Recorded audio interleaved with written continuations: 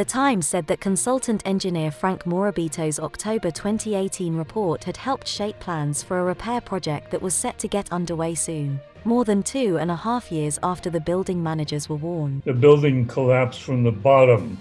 That is, the bottom failed somewhere and then the whole building pancaked down. So one should look at what happened, what the condition was of the material at the bottom of the building. And that will only be discovered once they start looking at the wreckage. I have read that the building and the whole land around it had been sinking for over 10 years. So that could have been a contributory factor. The other is that because of rising sea levels, salt water could have been intruded into the foundation of the building. The paper said the complex's management association had disclosed some of the problems in the wake of the collapse. But the release by Surfside officials late on Friday of Morabito's report made apparent the full nature of the concrete and rebar damage, it said. Most of the damage was probably caused by years of exposure to the corrosive salt air along the South Florida coast, it said. Morabito gave no indication in his report that the structure was at risk of collapse, but noted that the needed repairs would be aimed at maintaining the structural integrity of the building and its 136 units, the Times said. Though some of this damage is minor, most of the concrete deterioration needs to be repaired in a timely fashion. The Times quoted Morabito as writing about damage near the base of the 40-year-old building. The paper quoted Kenneth S., director, a lawyer who represents the resident-led association that operates the building, as saying this week that the repairs had been set to commence, based on extensive plans drawn up this year.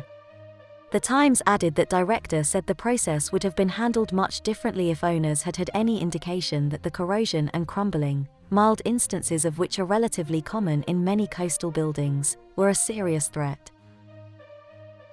Engineer had warned of structural damage before Florida building collapse.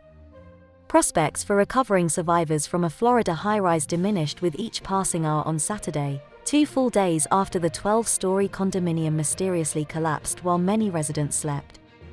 Even so, search and rescue teams worked around the clock through an unstable mountain of debris looking for signs of life from any of the 159 people still unaccounted for, while smoldering fires filled the air with smoke.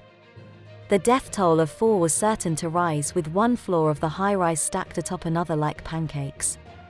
Aided by dogs, cameras, sonar and heavy equipment, rescuers looked for any spaces that may have formed in the debris, leaving any possible survivors air to breathe.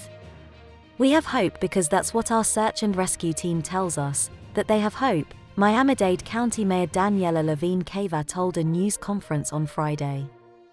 Miami-Dade Fire Chief Alan Kaminsky told reporters that rescue operations would continue throughout the night.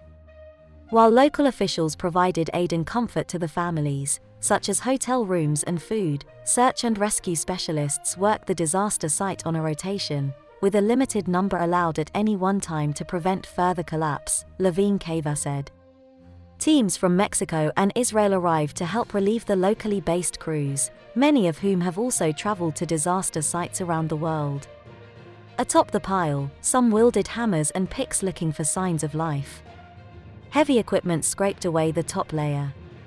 Below ground, rescuers who entered through the parking garage risked their own lives searching for survivors, occasionally being hit by falling debris, officials said. Thanks for watching Universal Information and Entertainment TV. Please like and subscribe our channel for more updated videos, news, information and entertainment. See you in next video. Stay tuned.